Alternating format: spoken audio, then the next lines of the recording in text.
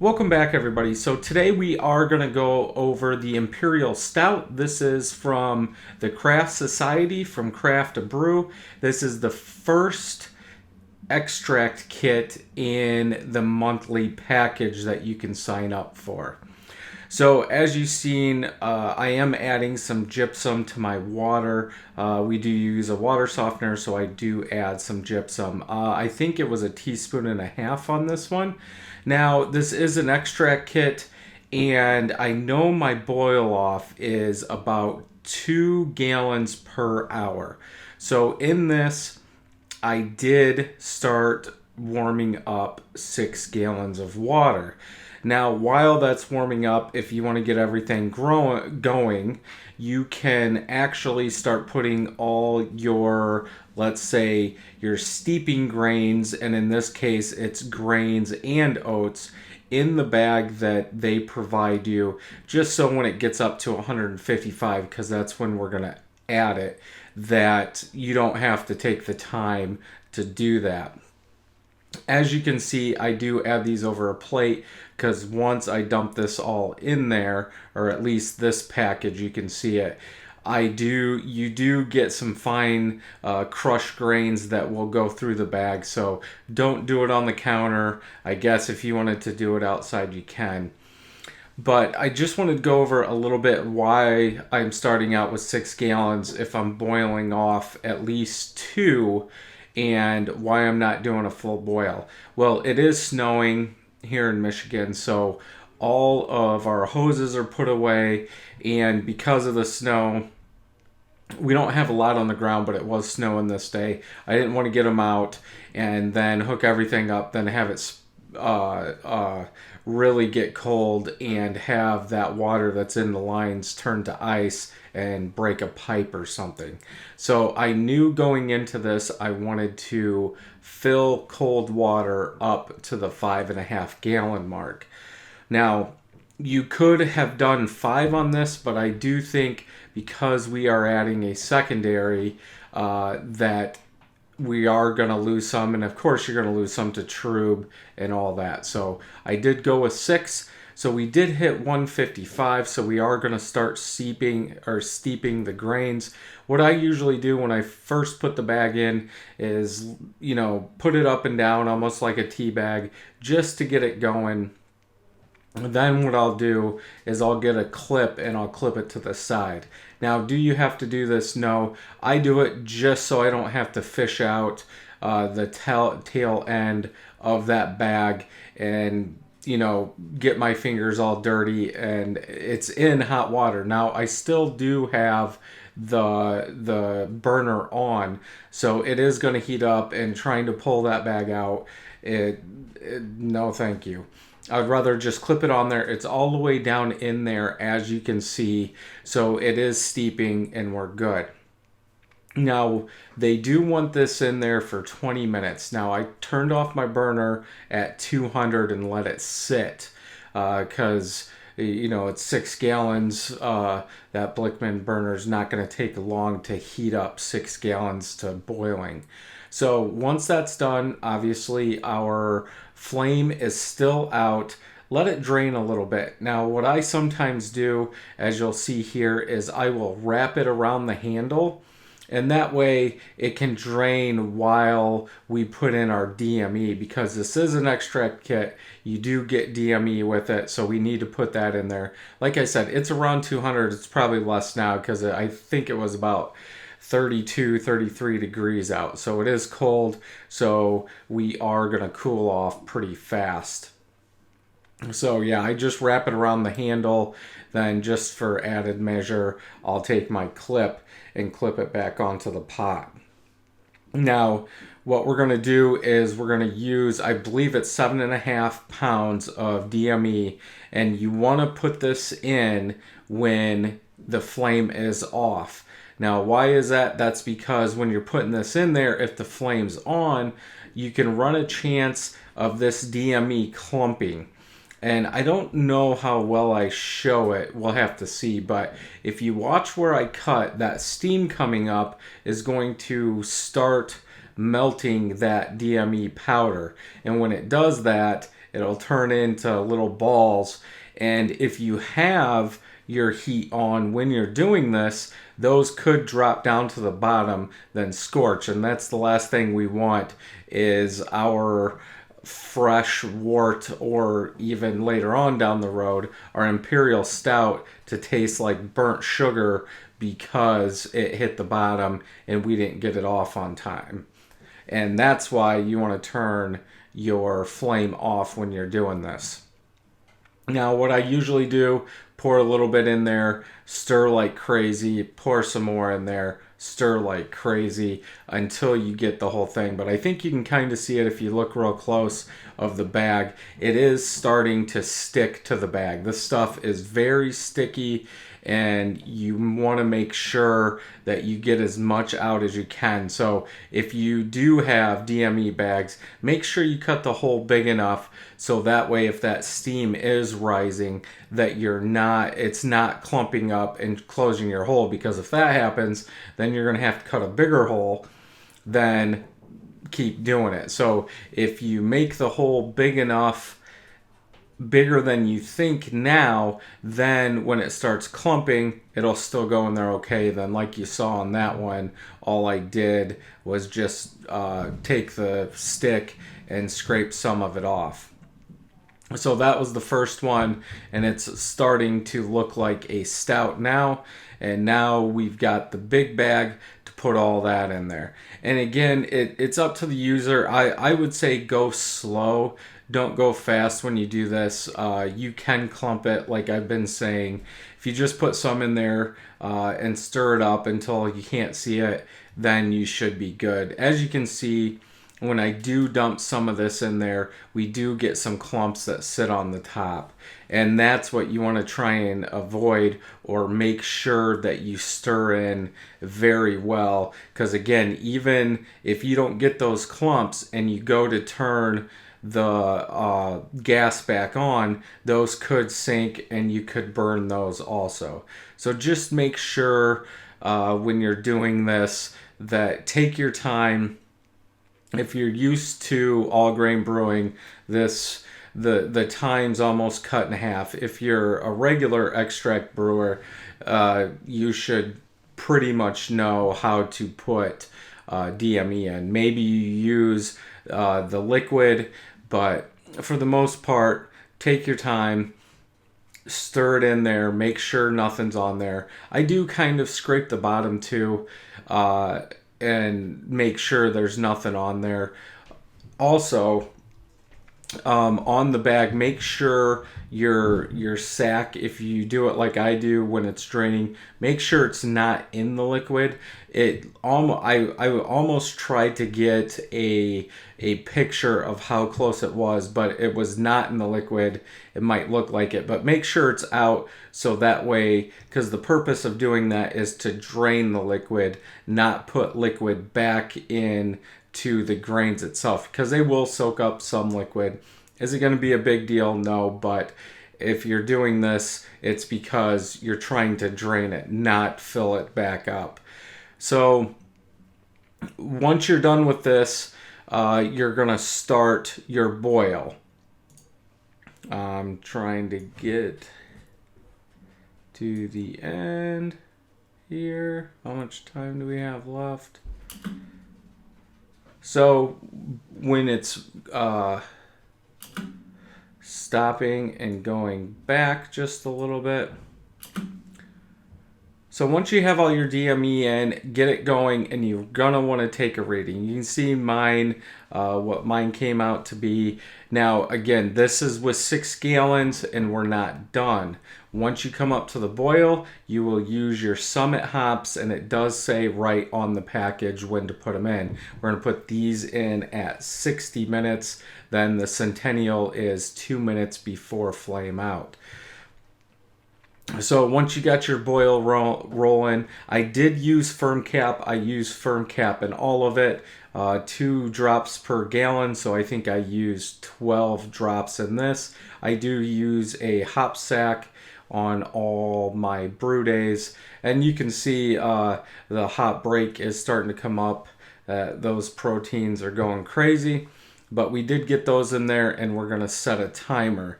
Now, what we need to do is with 5 minutes left, we need to start adding our candy sugar. Now, I did do it a little bit different, and we will go over that. So because I have a ball valve on the end of mine, with about 15 minutes left, I did start this. Now this is up to you. You can do it however you want. But what I do is I take a measuring cup and I put some of the candies in there. Then I drew off the liquid from my pot. When you do this, be careful. It is boiling. It will try and shoot out there. As you can see, I'm trying to be careful because it is a locking ball valve and it is hot. So as you saw, you did see steam coming out there, and like I said, be careful. But what you can do with this is you can bring some off, and then once, I don't know how big this is, 2 cups maybe. I did fill it pretty much up, and then what I did was I stirred it. So what that's going to do, obviously, the wort is hot and the candy melts, sugar melts. So you can fill this up and get a spoon and stir it and stir it and stir it. Now, like I said, I started with 15 minutes left, and what I did is I just kept stirring until I couldn't really feel any more of the candy down there. Now in the first one I did have a little, and I tried to pour it back in there, but all the little candies did fall in there. Will this scorch on the bottom? I don't believe so. I think they would melt. The bigger ones I can see doing that. If you just chucked them all in there, I could see them settling to the bottom, because as you can tell, it does take a while. I mean, this is still the first one and we've got the whole bag to go. So it does take a while to melt them. So if you really wanted to, once you came up to a boil, if you had a big enough container or a 12 cup measuring cup or something, you could start putting them in there, draw some off, so that way it's totally dissolved by the time the 5 minutes. So I think it took maybe 5 minutes on the first one to get it mostly dissolved. So if we say that, then it was 10 minutes when I started putting in the candy sugar instead of 5 minutes. But again, I had the whole pack. I thought they would actually dissolve a lot faster than they did, since that was boiling, but they didn't. So if you do have this kit and you haven't brewed it, I would say maybe get a bigger container that you could put them all in, and you could start dissolving in them in there with about a half hour. So when it did get down to 5 minutes, you could just go ahead and pour all that stuff in there. So I didn't move the camera so you could see it, but like I said before, they were real small pieces, and I did try and keep them out, but they fell in there, which again isn't a big deal. I think it took me 4 times doing this to get all the sugar dissolved. I could be wrong, but I'm pretty sure it was 5 minutes before, or 4, sorry, I'm looking at the clock and the video running. I'm pretty sure it took me 4 times to dissolve it, because on the third and the fourth, I got them down real small. On the third one, I added the rest in there, and then I dumped everything in there. So once you're at the end, you've got all your candy sugar in there, 2 minutes left, you are going to add your last thing of hops. Now, I forgot to put it up there, but like I've said before, the last addition of hops is at 2 minutes. Then we'll let it go 2 minutes. I don't think you guys can see it on this, but We are getting, you can see my probe from my thermometer, and my probe is at 5 gallons, so we are under that already. But like I said, usually my boil off is about 2 gallons per hour with this pot. So add your hops, let them sit there, final 2 minutes.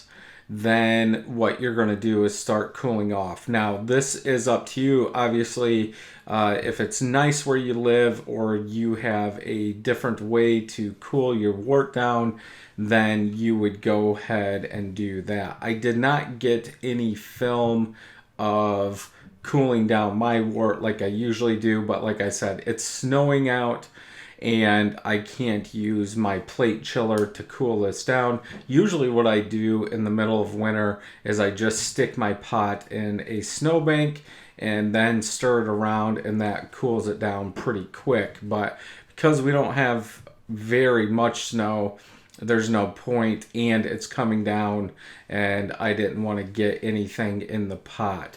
So I did stir it a little bit just to bring the temperature down to about 180. Then I went ahead and put it in the fermenter. Then what I did is I had 3.5 gallons, we'll see a picture here in a second, that did go into the fermenter. And then what I did was I filled the rest up with cold water, and then I just let it sit, and you can already see stuff coming down. Now, the cool part about this, so with the yeast, pitch it, let it sit on top. Don't touch it. Let it sit on top for a half hour, and then go ahead and aerate. Get that oxygen in there. I'll show you here. What you want to do for the yeast is just sprinkle it on top. Don't mix it in. Sprinkle it on top a half hour. Then come back with your oxygen. Obviously, because we're boiling, we're taking all that out, so we need to put oxygen in there, help those yeast out. So this is a new wand that I did get from Anvil that I will be reviewing, but obviously stick it down in there, and that's what I like about the Catalyst. I can just pull the top, shove it in there, turn it on, get some oxygen in there, and then I'm done. But you will, I think you can see the bubbles, I'm not sure, but yeah, we do want to introduce that. I'm going to say right now, if you're making this, if you have the kit and you have not made it, use a blow-off. Do not put a standard airlock on this. One thing about the Catalyst is the headroom is not that much. I know on a glass carboy you're at 6.5. I would like to see a glass carboy go bigger, but you don't have a lot of room, and so we'll get to that in a second. But here is opening the valve. I think I covered this a little bit, but you want to open it slow. A lot of people say, well, the bad part about this system is all the air that gets in there, then all the bubbles go up. Before the first notch, you can open that and hold it, and as you can see, some is dropping down. Now, obviously, you are going to get some air. I've never had a problem with it, but just take it slow. Don't just force that thing open. It's probably going to pull the water from the airlock in, or it's going to get stuck because of the airlock, and then you're going to have to take the airlock, and it's just going to all rush in there. So here's my just studying it with my hand, but you can see all the stuff that is in this batch, and we did use a sack, but it's fine. That's why we got the mason jar on the end, or on the bottom of it. We'll be able to collect all that, and you can see all this stuff that's rising up, and airlock's going crazy because that is flowing in there. That is the first notch, and I do slow it down as it's coming in there just a little bit too fast. I mean, you've already got your yeast in there. There's really nothing to do. And here's all the bubbles. But yeah, there's not a lot left to do. Take your time, open it slow, let it fill up. Then once it's all filled up, you can go ahead and open the whole thing. Now, like I said, use an airlock, or don't use an airlock blow off. I did come down to a mess on top of this, and as you can see, the yeast are very happy. And I don't know why, but yeah, there it goes. It sent a big burp out there. But I don't know why, but the bung was not staying in the top. I don't know if it's the way I do my airlock or what the deal was, but after the third time of putting the bung in there, it did stay in there. So our gravity, our original gravity is 1059. It should be 1077, but that is because I did not do a full boil, because I wanted to cool it down. So if you can, do a full boil, and then that way you will hit your target gravity. So hopefully you enjoyed this. I will have a video for secondary of putting the chili peppers in there, along with the coffee and the other adjuncts. So hopefully you enjoyed this video, and until next time, happy brewing.